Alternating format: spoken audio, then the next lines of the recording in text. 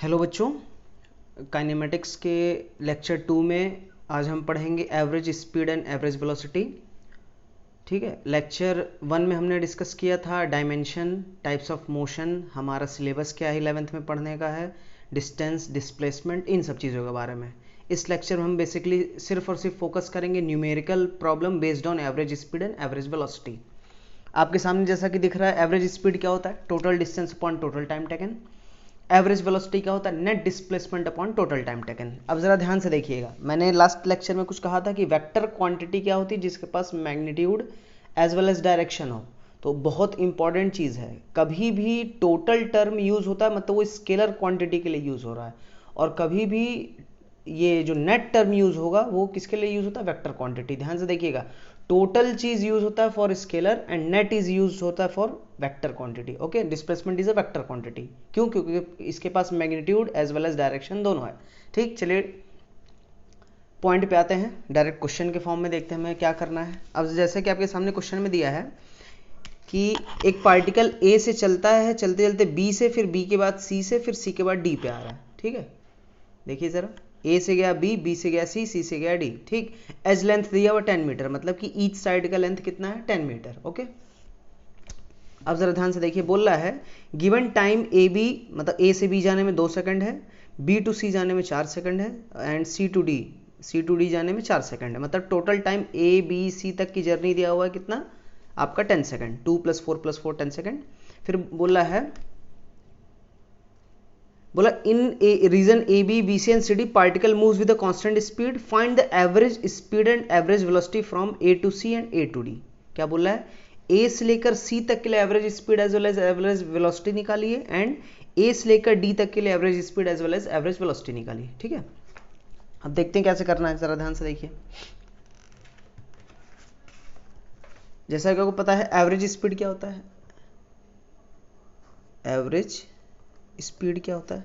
Simple, total distance by total time.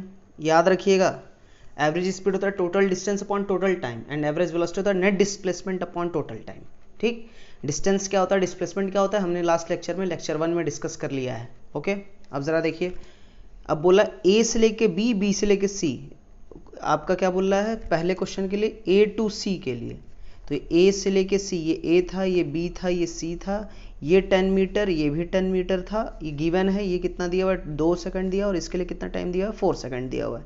ठीक है, अब ज़रा देखिए एवरेज स्पीड क्या हो जाएगा आपका? एवरेज स्पीड इसके लिए क्या हो जाएगा? एवरेज स्पीड, टोटल डिस्टेंस कितना है? 10 + 10 20, 10 + 10, एंड टोटल टाइम 2 + 4, 2 + 4 यानी कितना हो जाएगा?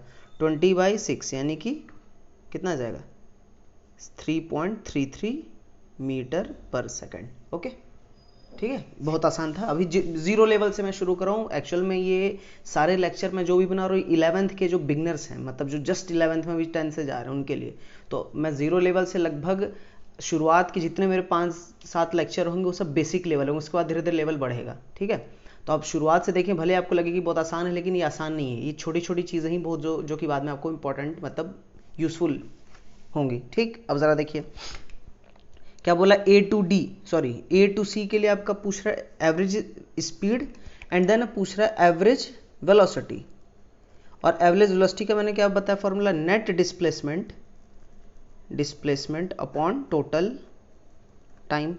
अब जरा देखिए, नेट डिस्प्लेसमेंट क्या होगा? डिस्प्लेसमेंट क्या होता है? इनिशियल से फाइनल के बीच को एक स्ट्रेट लाइन से ज्वाइन कर दीजिए, जो डिस्टेंस आएगा वहीं तुम्हारा आपका क्या हो जाएगा? Displacement. Shortest distance between initial and final position. तो आपका इनिशियल पोजीशन ये था, फाइनल पोजीशन ये था, तो इसको एक स्ट्रेट लाइन से अगर मैं ज्वाइन कर दूं, ज्वाइन कर दिया मैंने, तो ये लेंथ आपका क्या हो जाएगा? डिस्प्लेसमेंट। और यहीं क्या हो जाएगा? अगर पैथागोरस थ्योरम से देखा जाए, ये 10 है, ये 10, तो 10√2 आएगा। पैथागोरस थ्योरम आप पढ़ें, 10th में बहुत पढ़ें। तो ये कितना आ जाएगा? a² + b² का अंडर रूट, a² + b² मतलब 10² + 10² का अंडर रूट कितना आ जाएगा? 10√2। तो नेट डिस्प्लेसमेंट हो गया आपका 10√2 मीटर, और टाइम कितना? 6 सेकंड। सिंपल, 2 + 4 6। ठीक, अब कितना आ जाएगा यहाँ से? ज़रा सॉल्व कर लिए, जो भी आएगा मुझे मतलब नहीं है। यानी आपका आंसर आ जाएगा सपोज 5/3√2 मीटर पर सेकंड। ठीक, अब √2 की वैल्यू रखिए, जो भी सॉल्व करना है, मुझे बेसिक मतलब था कैसे सॉल्व करना है। ओके, फर्स्ट चीज़ के लिए आपको average speed and average velocity निकल गया। अब देखिए सेकंड क्या बोल रहा है? ए टू डी मतलब आपका ये जो क्यूब था A to D, ये था A, ये था B, ये था C एंड ये D था। अब A से लेके D तक जाने में तो यहाँ पे लग रहा है 2 सेकंड, यहाँ लग रहा है 4 सेकंड, यहाँ लग रहा है 4 सेकंड। ठीक, तो आपका टोटल एवरेज स्पीड अगर मैं बोलूँ इसी केस में A to D के लिए एवरेज स्पीड अगर मैं बोलूँ तो एवरेज स्पीड क्या हो जाएगा, टोटल डिस्टेंस, तो टोटल डिस्टेंस कितना हो जाएगा 10 + 10 + 10, 10 + 10 + 10 and average time, sorry total time 2 + 4 + 4, 2 + 4 + 4 कितना आ जाएगा 30/10, यानी कितना आ जाएगा 3 मीटर पर सेकेंड। ओके, अब अगर मैं पूछूँ एवरेज वेलोसिटी क्या होगा, एवरेज वेलोसिटी तो होता है नेट डिस्प्लेसमेंट। अब नेट डिस्प्लेसमेंट क्या होगा, सिंपल ए से बी एक स्ट्रेट लाइन को ज्वाइन कर लीजिए, इसी ए से D, sorry A to D को एक स्ट्रेट लाइन से ज्वाइन कर लीजिए, और ये जो लाइन होती है इसको बोलते हैं बॉडी डायगोनल। क्या बोलते हैं, बॉडी डायगोनल। तो क्यूब का बॉडी डायगोनल का मैंने लास्ट लेक्चर में डिस्कस किया था, कितना लेंथ होता था, गुड, A√3। अगर एच साइड A है तो बॉडी डायगोनल का वो आपका लेंथ होता था A√3, इसका प्रूफ भी मैंने बताया था। तो यहाँ पे एज लेंथ कितना है 10, तो नेट डिस्प्लेसमेंट कितना आ जाएगा 10√3 डिवाइडेड बाई टोटल टाइम लग रहा है कितना 10 सेकंड, तो कितना आ जाएगा √3 मीटर पर सेकंड। ओके, कोई डाउट, बहुत ही आसान क्वेश्चन था इसलिए बस जल्दी जल्दी मैंने डिस्कस कर दिया। ओके ठीक है, आगे बढ़ते हैं। अब जैसे आपके सामने क्वेश्चन है, ये बोला है सपोज मेरा पार्टिकल है ए पे था इनिशियली, कहाँ पे था ए पे था मेरा पार्टिकल। अब बोला particle moves with a constant speed of 2 metre per second.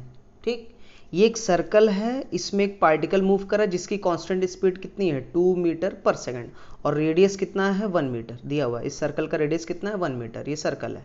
ठीक, अब बोला find its average speed and average velocity for the given sections. तो सेक्शन क्या क्या दिया हुआ है, A to B and A to C and A to E, ये E है E। ठीक, यहां से यहां तक जाने में एवरेज स्पीड एवरेज वेलोसिटी क्या होगा, A to C। यहां से यहां तक जाने में average speed and average velocity क्या होगा, यहां से E तक आने में average speed and average velocity क्या होगी। ये एंगल 30 डिग्री दिया हुआ है। तो चलिए सबसे पहला देखते हैं A to B। अब देखिए सिंपल, पहले के लिए एवरेज स्पीड क्या हो जाएगा, एवरेज स्पीड टोटल डिस्टेंस। तो टोटल डिस्टेंस मैंने जस्ट आर्क लेंथ और ये सब निकालना लास्ट लेक्चर में सिखाया था। तो अगर ये एंगल 90 डिग्री मतलब कितना है π/2। ठीक, तो ये जो लेंथ हो जाएगा आर्क लेंथ कितना हो जाएगा, थीटा आर होता, आर्क लेंथ कितना होता था, आर्क लेंथ होता था theta into R, theta is in radian. ठीक, रेडियन मतलब 180 डिग्री को मैं क्या बोलता हूँ, पाई रेडियन के बराबर, यानी कि 1 degree is equal to π/180 radian. यानी अगर आपको 30 डिग्री लिखा है, क्या लिखा है, जैसे 30 डिग्री तो π/180 से मल्टीप्लाई कर दीजिए, तो 30 इंटू π/180 करेंगे तो आएगा कितना π/6। मेरी बात समझ गए कैसे सॉल्व करना है ना। 1 degree is equal to π/180 radian, बस पुट कर दीजिए। एक आम का दाम इतना है तो 10 आम का दाम कितना हो जाएगा, इंटू 10 कर दीजिए ना। एक आम का दाम इतना पता है तो 10 आम का दाम इंटू 10, 20 आम का दाम इंटू 20। क्लियर है, बस वही चीज़ है। 1 डिग्री की वैल्यू इतनी है तो रेडियन में आपको जो भी निकालना है, बोलेगा 45 डिग्री का कितना होगा, तो बस इसमें इंटू 45 कर दीजिएगा। π/180 में कितने का मल्टीप्लाई कर देना, 45 आपका रेडियन में आ जाएगा। ठीक, ये सब सारी चीज़ें बिल्कुल बेसिक में बता रहा हूँ। अब एवरेज स्पीड कितना हो जाएगा, ये टोटल 90 डिग्री है, 90 डिग्री मतलब 1 डिग्री का π/180, तो 90 डिग्री कितना हो जाएगा इंटू 90 कर दीजिए, तो 90 से 180 का यानी 2 बचा था, यानी π/2, यानी आर्क लेंथ हो जाएगा आपका, आर्क लेंथ आपका हो जाएगा π/2 इंटू आर। आर कितना है इसका 1 मीटर अपॉन टोटल टाइम। अब टोटल टाइम कैसे आप निकालेंगे, कैसे निकालेंगे टोटल टाइम, मुझे नहीं पता कितना टाइम, तो मैंने इसको मल दिया टी, आपको टाइम दिया नहीं हुआ है। ठीक, ये क्वेश्चन जितना आसान है उतना कठिन भी है। ठीक, जैसे कि पिछले केस में मेरे सामने क्या था, मेरे सामने डिस्टेंस दिया था, टाइम दिया था, तो मैंने सारी चीज़ें पुट करके निकाली। लेकिन इस केस में क्या है, आपको सिर्फ डिस्टेंस पता है लेकिन टाइम नहीं पता कि वहाँ से वहाँ तक आने में कितना टाइम लगेगा, तो वो टाइम आप कैसे निकालेंगे। ठीक, या सिंपल सी बात है, अगर आपको डिस्प्लेसमेंट भी चाहिए तो डिस्प्लेसमेंट के लिए आपको टाइम चाहिए होता है ना, तो टाइम कहाँ से निकलेगा। तो टाइम के लिए एक आपके पास हिंट दिया हुआ है, क्या दिया हुआ है, moving with a constant speed of 2 metre per second. Moving the constant speed of 2 metre per second मतलब ये पार्टिकल इस थ्रू आउट सर्कल में कांस्टेंट स्पीड से मूव कर रहा है, मतलब आपकी स्पीड क्या है, कांस्टेंट। अब जब कोई चीज़ कांस्टेंट हो गई तो मैं चाहे किसी भी इंस्टेंट पे देखूं, चाहे अभी देखूं, फिर 1 घंटे बाद देखूं, फिर 2 घंटे बाद देखूं, फिर 10 साल बाद देखूं, फिर 50 साल बाद देखूं, मेरे उसकी स्पीड हमेशा मुझे कितने दिखेगी, 2 ही दिखेगी। तो अगर मैं हर इंस्टेंट पे जब वैल्यू 2 है तो उसका एवरेज भी 2 ही आएगा कि नहीं। सिंपल, आपके पास 10 लोग और 10 का वजन सेम है तो एवरेज भी तो 10 ही आएगा, मतलब सेम आएगा। मेरी बात समझ गए ना। आपके पास 50 लोग हैं और सबका वजन है 20 किलो, तो एवरेज भी तो 20 ही किलो आएगा। ठीक, तो वही चीज़ है, अगर आपके एवरेज कांस्टेंट स्पीड है 2 तो उसका एवरेज भी 2 ही आएगा। यही यहाँ पे कॉन्सेप्ट यूज करते हैं, यानी यहाँ पे बाय डिफॉल्ट एवरेज स्पीड कितनी दी हुई है, 2 दी हुई है। ठीक, मतलब इस क्वेश्चन में अगर पूछता फाइंड एवरेज स्पीड, यानी ये इसमें भी अगर एवरेज स्पीड पूछे, इस वाले में भी एवरेज स्पीड और इस वाले में भी एवरेज स्पीड, तो तीनों में आंसर सेम होगा, कितना 2। तो पहले का आंसर भी एवरेज स्पीड में 2 मीटर पर सेकंड, दूसरे में भी average speed 2 metre per second, तीसरे वैल्यू में भी average speed 2 metre per second. क्यों? क्योंकि थ्रू आउट अपना मोशन कैसे करा, कांस्टेंट स्पीड से। जब स्पीड ही मेरी कांस्टेंट है तो उसका एवरेज भी तो सेम आएगा। ठीक, अब देखिए मेन मेरा इसमें क्या था, π/2 इंटू अपॉन टी। अब जरा देखिए यहाँ से, यानी कि टाइम मिला यहाँ से π/4 सेकेंड। अब जरा देखिए ये यहाँ पे थोड़ा सा एक ट्रिकी चीज़ था यही कि यहाँ पे क्वेश्चन में आपको टाइम दिया नहीं, यहाँ पे आपको टाइम निकालना है। क्यों टाइम निकालना है बोलोगे, सर अब मैं टाइम क्यों निकालूं, जो मुझे एवरेज स्पीड निकला। मैंने कहा ठीक है, एवरेज स्पीड तो आपको पता है 2 है, लेकिन अगर मैंने कहा एवरेज वेलोसिटी जरा निकाल के बताइए, तो एवरेज वेलोसिटी बताइए, तो एवरेज वेलोसिटी कैसे बताएंगे। एवरेज वेलोसिटी होता है नेट डिस्प्लेसमेंट अपॉन टाइम। तो यहाँ से ए से बी तक के नेट डिस्प्लेसमेंट का होगा, स्ट्रेट लाइन जॉइनिंग होगा, और ए से बी तक के लिए आपका क्या होगा, यही स्ट्रेट लाइन नेट डिस्प्लेसमेंट होगा। और नेट डिस्प्लेसमेंट क्या है, अगर ये 1 है, ये 1 है, तो ये √2 मीटर हो जाएगा कि नहीं, पाइथागोरस थ्योरम 1 स्क्वायर। ठीक है, तो आपका डिस्प्लेसमेंट तो पता है √2, लेकिन टाइम यहाँ पे पता था क्या, नहीं। इसीलिए टाइम अब आपको पता नहीं, तो इसी टाइम को निकालने के लिए मैंने यहाँ पे चीज़ कॉन्सेप्ट यूज़ किया है। तो यहाँ से टाइम निकल गया, मैंने यहाँ पे जब टाइम पुट कर दिया तो कितना आ जाएगा, √2 डिवाइडेड बाई π/4। अब 4 ऊपर चलाएगा तो कितना आ जाएगा, 4√2/π मीटर पर सेकेंड। आपका एवरेज वेलोसिटी आ गया। ठीक है, ओके। चलिए अब जैसे देखते हैं क्वेश्चन, नेक्स्ट क्वेश्चन इसी में सेकेंड वाला क्या बोला, A to C। अब ज़रा देखिए, जब मैं A से चलता सी तक पहुंचूंगा तो मैं कितना एंगल रोटेट कर लूंगा, 180 पूरा रोटेट कर लूंगा। देखिए 180 मैंने रोटेट कर लिया। अगर मैं O से खड़ा होकर देखूं, A से मैं O पे खड़ा हूं और A को देख रहा हूं, और A ऐसे घूम के यहाँ तक C तक आ रहा है, तो मैं अभी तो पूरा 180 डिग्री घूम जाऊंगा। ठीक, यानी कि मेरा टोटल डिस्टेंस कितना हो जाएगा, मेरी एवरेज स्पीड क्या हो जाएगी, एवरेज स्पीड मेरी क्या हो जाएगी, टोटल डिस्टेंस अपॉन टाइम। तो टोटल डिस्टेंस मुझे कितना लगेगा, सिंपल 180 डिग्री घूमा तो 180 डिग्री मतलब पाई, यानी कि कितना, pi into R upon time T, इसको टी डैश मैंने ले लिया। ठीक, अब यहाँ भी एवरेज स्पीड बाय डिफॉल्ट 2 ही मीटर पर सेकंड है, लेकिन यहाँ पे मैं इस एवरेज स्पीड को कितना पुट करूंगा, 2। क्यों, अब बोलोगे सर एवरेज स्पीड पूछा था तो मैं डायरेक्ट बोल दिया 2, लेकिन यहाँ पे मुझे टाइम की क्यों जरूरत है, क्योंकि इस टाइम का यूज मैं कहाँ करूंगा, एवरेज वेलोसिटी निकालने में। यहाँ पे एवरेज स्पीड 2 ही होगी, लेकिन यहाँ पे मैं एवरेज स्पीड का फॉर्मूला क्यों यूज कर रहा हूँ, क्यों, ताकि मुझे ए से लेकर सी तक जाने में जो टाइम लगा वो निकल जाए। ठीक है, तो एवरेज स्पीड कितनी हो जाएगी, π/1 simple pi r 180 degree upon total time मैंने बोला टी डैश, और यही किसके बराबर, 2 के बराबर। तो यहाँ से टी डैश की वैल्यू कितनी आ जाएगी, टी डैश की वैल्यू π/2। ठीक, इस चीज़ को दूसरे तरीके से भी आप कर सकते थे, कैसे, ज़रा देखिए। ये कैसा है, ये आपका जो भी सिस्टम दिख रहा है, ये कैसा दिख रहा है आपको, ये जो भी सिस्टम आपको दिख रहा है ये कांस्टेंट स्पीड से मूव कर रहा है ना।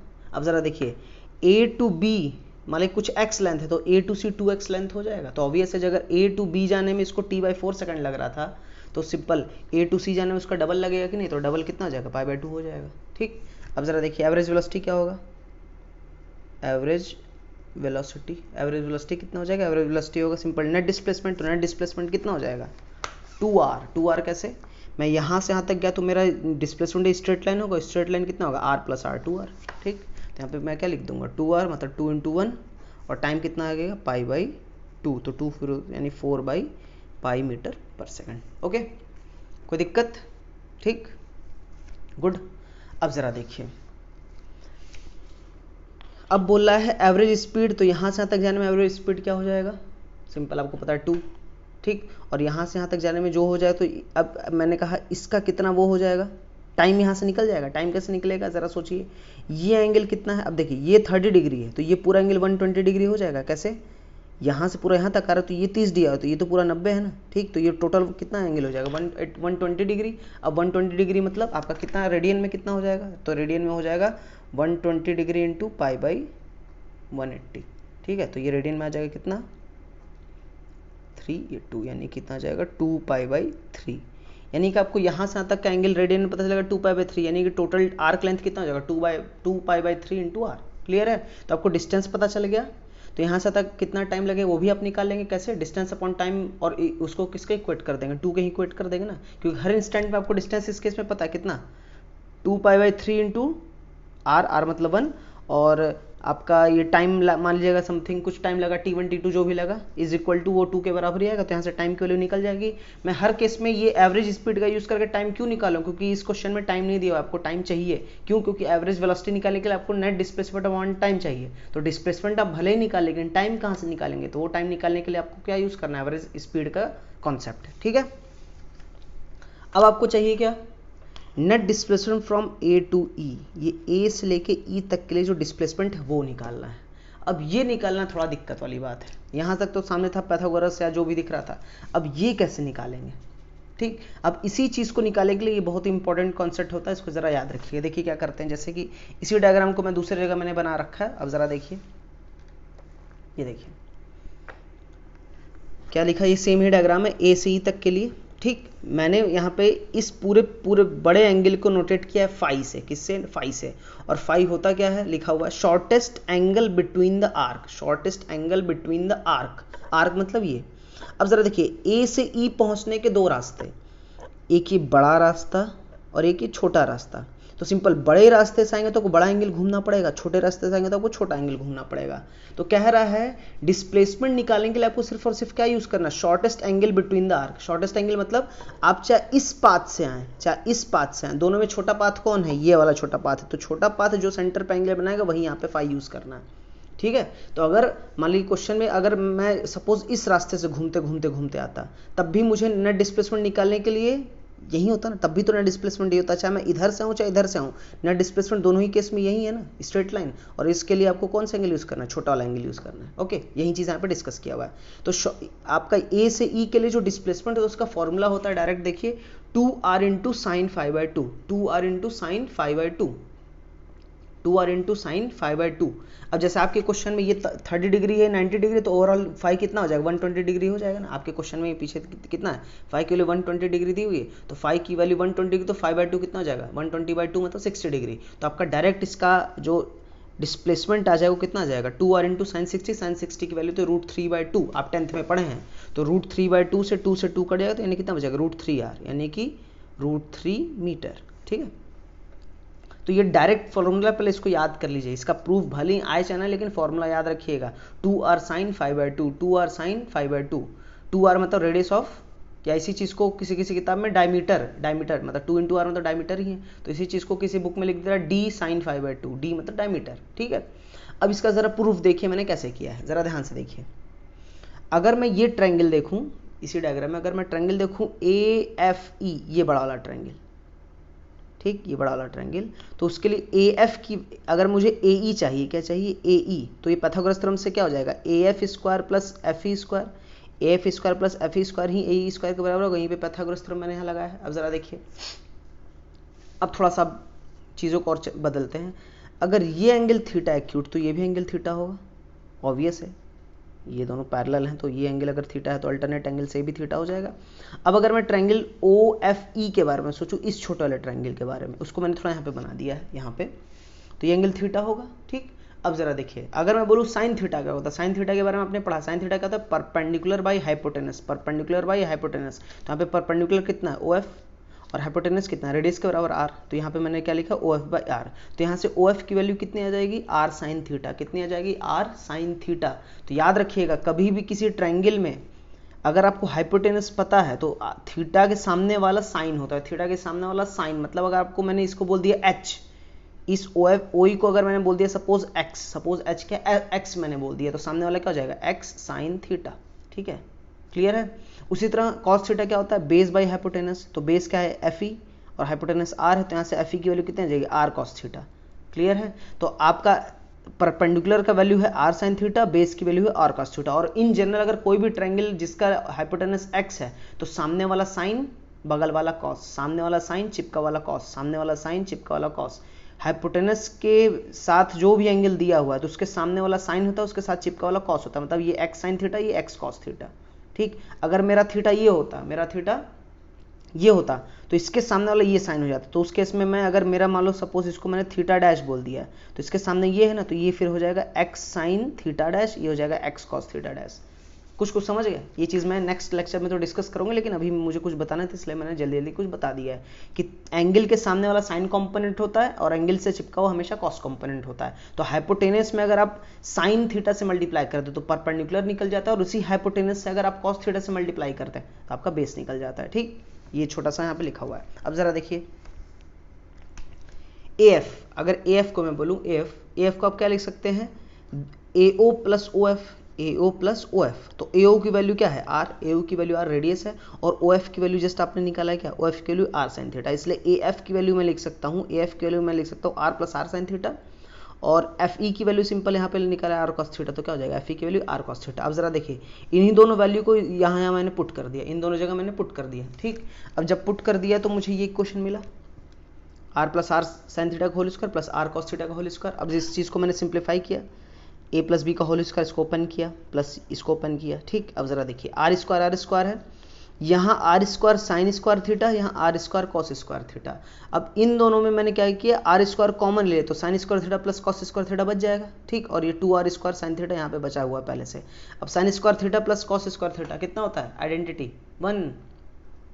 Sign square theta plus cos square theta कितना होता है 1, तो इस पूरे की वैल्यू 1 आ जाएगी। ठीक, अब जब 1 आ गई तो सिंपल ये पूरा का पूरा हट गया। अब आपका क्या बचा, R square plus R square, तो R स्क्वायर कितना होगा 2R स्क्वायर, और यहाँ पे खुद कितना 2R स्क्वायर साइन थीटा। ठीक, अब मैंने क्या किया, दोनों में से 2R स्क्वायर को मैंने कॉमन ले लिया, तो 2R स्क्वायर जब मैंने कॉमन लिया तो कितना अंदर बचेगा 1 प्लस साइन थीटा, यानी कि AE की वैल्यू जो आ गई under root of 2R square 1 plus sine theta. तो किसी किसी बुक में ये भी आंसर दिया रहता है।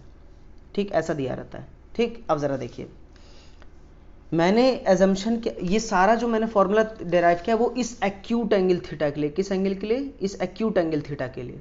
अगर क्वेश्चन में पूरा बड़ा एंगल फाई दिया रहता तब उसके लिए कैसे सॉल्व करते, तो उसके लिए सिंपल ये बड़ा एंगल अगर मैं फाई बोलूँ, ये वाला बड़ा एंगल फाई, तो ये क्या हो जाएगा, इस एक्यूट थीटा प्लस 90 डिग्री मिलकर फाई बन रहा है ना, ये 90 डिग्री जोड़ो प्लस थीटा जोड़ो तभी तो जाके फाई बन रहा है। ठीक, तो इसी चीज़ को मैं बोल दिया मैंने, फाई अगर ये टोटल एंगल पूछता तो क्या हो जाता 90 प्लस थीटा, 90 प्लस ये छोटा एंगल थीटा। ठीक, तो साइन थीटा कितना हो जाता सिंपल, अब यहाँ से मैं फाई को, अब जैसे यहाँ से अगर मैं थीटा की वैल्यू निकालना चाहूँ तो क्या हो जाएगा आपका ये 90 इधर से है तो 5 माइनस 90 हो जाएगा कि नहीं, तो साइन थीटा को मैं क्या ले सकता हूँ साइन 5 माइनस 90। ठीक, अब इस साइन थीटा की जगह मैं इस साइन 5 माइनस 90 को यहाँ पुट कर सकता हूँ, और साइन 5 माइनस 90 की वैल्यू होती है माइनस कॉस फाई। क्या होती है, माइनस कॉस फाई। ध्यान से सुनिएगा, कभी भी 90 ऐड या सब्ट्रैक्ट करेंगे तो साइन अगर है तो कॉस में कन्वर्ट हो जाता है, कॉस है तो साइन में कन्वर्ट हो जाता है। ये चीज़ याद रखिए, इसलिए साइन को मैंने क्या लिख दिया कॉस, और ये किस क्वाड्रेंट में आ रहा है 5 minus 90, 5 is obtuse angle, 5 is obtuse. ठीक, अब जैसे 5 माइनस 90, चलिए बेसिक मैथमेटिकल टूल्स के बारे में या बेसिक मैथमेटिकल जो भी आपको आइडेंटिटीज़ पढ़नी है उन सब के बारे में मैं लेक्चर बनाऊंगा। अभी बस इतना जान लीजिए कि साइन 5 माइनस 90 होता है माइनस कॉस 5, अभी आपको याद करने को मैं बोलूँ। ठीक है, और एक और प्रॉपर्टी जैसे cos square theta plus sine square theta equal to 1 होता है, उसी तरह एक और आइडेंटिटी होती है cos theta equal to 1 minus 2 sine square theta by 2। Cos theta की वैल्यू होती है 1 minus 2 sine square theta by 2। ये चीज़ आप पढ़ेंगे अभी 11th में।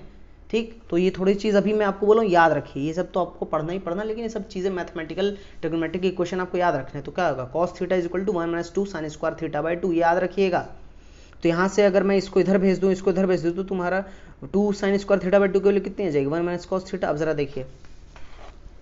देखिएगा ध्यान से, sine theta is equal to minus cos 5। अब साइन थीटा की जगह मैं माइनस कॉस 5 पुट कर सकता हूँ, साइन थीटा की जगह मैं माइनस कॉस 5 पुट कर सकता हूँ, और 1 माइनस कॉस 5, सिंपल थीटा बोलो चाहे 5 बोलो, अगर यहाँ थीटा है तो यहाँ थीटा, यहाँ 5 है तो यहाँ 5, तो 1 माइनस कॉस 5 की वैल्यू कितनी आ जाएगी 2 साइन स्क्वायर थीटा बाय 2 या 2 साइन स्क्वायर 5 बाय 2। उसी चीज़ को मैंने जब यहाँ पुट कर दिया तो 2 इंटू 2 4 हो गया, आर स्क्वायर अंदर था तो इसको मैं बाहर निकाल सकता हूँ रूट से, तो आर हो जाएगा, और साइन स्क्वायर 5 बाय 2। ठीक, अब इसी चीज़ को जब सिंप्लीफाई करेंगे तो सिंपल आपका क्या हो जाएगा 4 का रूट 2 आ जाएगा और साइन स्क्वायर का साइन। इसीलिए इस चीज़ को फाइनली यहाँ पे क्या लिख दिया, a इज इक्वल टू मैंने डायरेक्ट लिया था 2r साइन 5 बाय 2।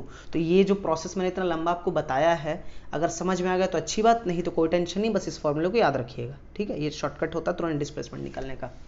ओके, अब ये जब ए ही निकल जाएगा, ए की वैल्यू कितना है √3 मीटर। टाइम आपको पता है कैसे निकालना है, टाइम कैसे निकालना है, आपको एवरेज स्पीड पता है कितना 2 मीटर पर सेकंड और एवरेज स्पीड होता है डिस्टेंस अपॉन टाइम। तो ये डिस्टेंस कैसे निकालेंगे, डिस्टेंस सिंपल, ये 120 डिग्री मतलब 2π/3 रेडियन इसका एंगल है, इंटू आर कर दीजिए तो आपका एवरेज स्पीड आ जाएगा कितना, 2 must be equal to 2π/3 upon time. मान लो टी डबल डैश मैंने ले तो यहाँ से टी डबल डैश कितना जाएगा, π/3 सेकंड। यानी आपको टाइम पता चलेगा π/3 सेकंड। एवरेज वेलोसिटी के लिए क्या होगा, डिस्प्लेसमेंट अपॉन टाइम, तो इसको बाई क्या कर दीजिए, π/3 कर दीजिए, यानी कि 3√3/π मीटर पर सेकंड आपका क्या आ गया, आपका क्या आ गया, एवरेज वेलोसिटी। ओके, क्वेश्चन मुझे ज़्यादा लंबा इसलिए डिस्कस मैंने किया क्योंकि उसमें कुछ नया चीज़ें बतानी थी इसलिए, ठीक है। ओके, नेक्स्ट क्वेश्चन पे आते हैं। अब जरा देखिए आपके सामने जैसे क्वेश्चन दिया हुआ है, a particle goes from A to B with a constant speed v1 and returns to A with speed v2, find its average speed. Simple क्या बोल रहा है, जरा ध्यान से देखिए।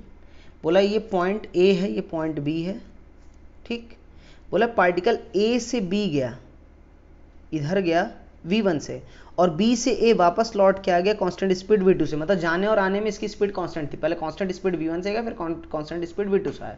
तो बताइए एवरेज स्पीड या एवरेज वेलोसिटी क्या होगी। तो सिंपल, सबसे इंपॉर्टेंट, एवरेज वेलोसिटी इस केस में 0 हो जाएगी। क्यों 0 हो जाएगी, क्यों, क्योंकि यहीं से मैं गया और वापस यहीं पे लौट के आएगा, तो नेट डिस्प्लेसमेंट कितना हो गया, 0। तो नेट डिस्प्लेसमेंट 0, तो डिस्प्लेसमेंट अपॉन टाइम मतलब नेट वेलोसिटी भी तो 0, ठीक है। एवरेज वेलोसिटी कितना आ जाएगा, 0, क्योंकि डिस्प्लेसमेंट 0। डिस्प्लेसमेंट क्यों 0, क्योंकि मैं जहां से चल रहा हूँ वहीं वापस पहुंच गया, तो नेट चेंज इन पोजीशन कितना है, 0। जब नेट चेंज इन पोजीशन 0 मतलब नो डिस्प्लेसमेंट, और no displacement mean net displacement 0, यानी एवरेज वेलोसिटी 0, ठीक।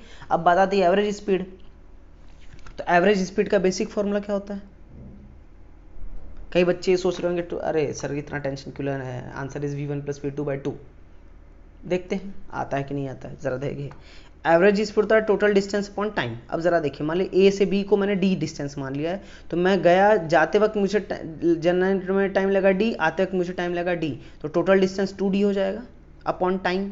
अब जाने में लगा टाइम t1, आने में लगा टाइम t2 मान लीजिए, ठीक। अब जरा देखिए, आपको क्वेश्चन में सिर्फ v1 और v2 दिया है, क्वेश्चन आपको सिर्फ v1 एंड v2 दिया हुआ है, और आपने एजम्पशन में कई सारी चीज़ें ले लिया, टाइम ले लिया, t1 t2 डिस्टेंस ले लिया, d सब कुछ ले लिया, लेकिन याद रखिए जो गिवन हो उसी के टर्म में हमेशा आंसर आना चाहिए। तो आपका गिवन से v1 एंड v2, यानी आपका फाइनल आंसर सिर्फ किस में होना चाहिए, v1 v2 में। 2d/t1 + t2 करके मत छोड़ दीजिएगा।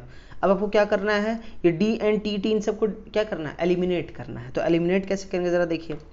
एक बचपन में फॉर्मूला पढ़ा होगा आपने, distance is equal to speed into time, ये वाला फॉर्मूला पढ़ा है, गुड, सब लोग पढ़ते हैं, आप भी पढ़े होंगे।